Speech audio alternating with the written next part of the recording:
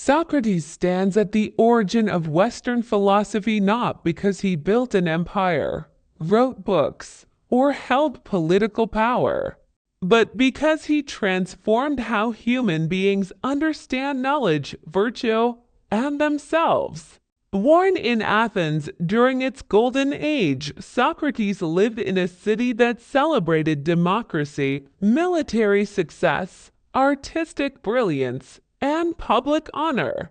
Yet from within this proud civilization, he became its most unsettling critic. Unlike the sophists of his time, Socrates never charged money for teaching and never claimed to possess wisdom. His mission began with a paradox. After the oracle of Delphi declared that no one was wiser than Socrates, he was deeply troubled. Knowing his own ignorance, he set out to test the oracle by questioning those considered wise, politicians, poets, and craftsmen. Through careful questioning, he discovered that while many possessed technical skill or rhetorical confidence, they lacked genuine understanding of concepts like justice, virtue, and courage. Socrates concluded that his only superiority lay in recognizing what he did not know. True wisdom, he believed, begins with intellectual humility. From that moment on, Socrates devoted his life to questioning. He spent his days in the Athenian marketplace engaging anyone willing to speak. His method was simple but devastating. By asking seemingly innocent questions and following their logical implications, he exposed contradictions in widely held beliefs. This process often led his interlocutors into aporia, a state of productive confusion.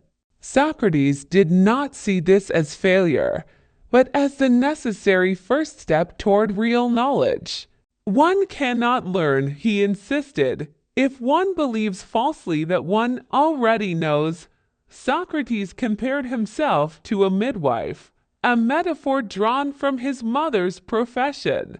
He did not place ideas into people's minds. Rather, he helped them bring forth ideas they already carried without knowing it. This method challenged every traditional form of authority. Wisdom was no longer guaranteed by age, wealth, status, or tradition. It was available to anyone willing to examine their life honestly. This radical approach attracted young Athenians, including Plato and Xenophon, who would later preserve Socrates' legacy. To them, he embodied moral courage and intellectual integrity. He lived simply, walked barefoot, and showed indifference to wealth and reputation. His physical appearance was famously unattractive, yet those who knew him described a strange transformation when he spoke. His soul, they said, seemed to shine through his body. For Socrates, true beauty resided not in appearances, but in the condition of the soul. Central to his philosophy was the belief that virtue is knowledge. No one, he argued, does wrong willingly. When people act unjustly, it is because they are confused about what is truly good. They mistake pleasure for happiness, power for fulfillment, and reputation for worth. If someone genuinely understood virtue, they could not act against it.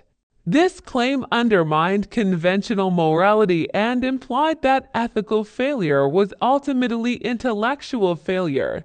Socrates also emphasized self-knowledge as the foundation of a good life. The famous Delphic inscription, "Know thyself," was not a slogan, but a lifelong task. Through dialogue and examination, individuals could uncover their assumptions, refine their values, and align their actions with reason. Philosophy, for Socrates, was not an academic discipline but a way of living. However, his influence came at a cost. Athens was undergoing political and moral crisis due to prolonged war, internal strife, and the collapse of democratic confidence. Some of Socrates' former associates became involved in anti-democratic movements, including the brutal regime of the 30 Tyrants. Though Socrates himself held no political office and opposed injustice, his relentless questioning began to look dangerous to a society desperate for stability. Eventually, Socrates was charged with impiety and corrupting the youth. At his trial, he refused to flatter the jury or beg for mercy. Instead, he defended himself by questioning his accusers, exposing contradictions in their claims. He argued that if he corrupted the youth, he did so unintentionally, which required education, not punishment. He insisted that his questioning was a divine mission and that silencing him would harm Athens more than it would protect it, convicted by a narrow margin. Socrates was given the chance to propose an alternative punishment to death. Rather than exile or silence, he provocatively suggested that he deserved public honor for his service to the city.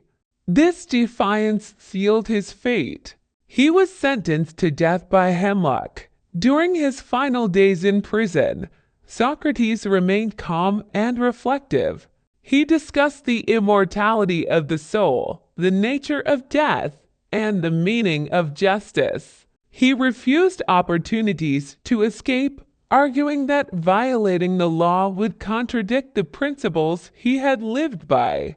It was better, he believed, to suffer injustice than to commit it. Socrates' death transformed him into a symbol. What appeared to be defeat became his greatest triumph.